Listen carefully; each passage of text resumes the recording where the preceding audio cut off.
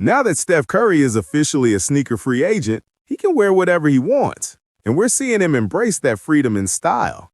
The other night, he warmed up in some Kobe 6s to pay tribute to Kobe and Gianna Bryant, which was already a sight to behold. But tonight, ahead of the Warriors game against the Magic, Steph went even further, rocking an all-time throwback, the Reebok Shaqnosis. Younger fans might not fully get the significance, but make no mistake, this shoe is iconic. When it first dropped in 1995, it was the height of the Orlando Shaq era. Those Magic teams were a cultural phenomenon, and for good reason. Shaq dominated, leading the league in scoring and rebounding, finishing top 2 in MVP voting. He and that team were massive, and this is the shoe Shaq wore in 1996 when the Magic won 60 games and made it to the Eastern Conference Finals, only to run into Michael Jordan and the Bulls. When I say this shoe was massive, I mean massive. In conversations about the most iconic sneakers in NBA history, the Shaqnosis belongs right at the top.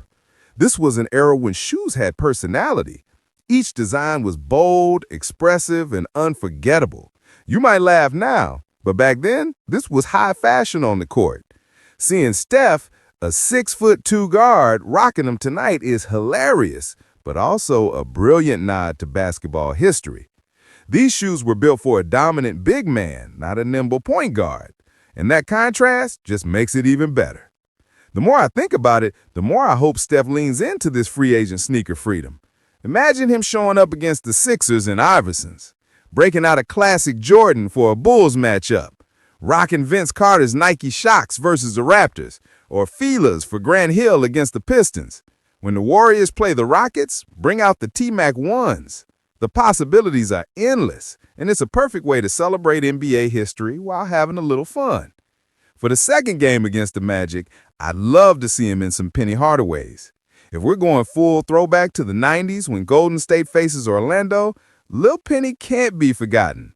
It's not just about sneakers. It's about honoring the players, the era, and the culture that shaped the game.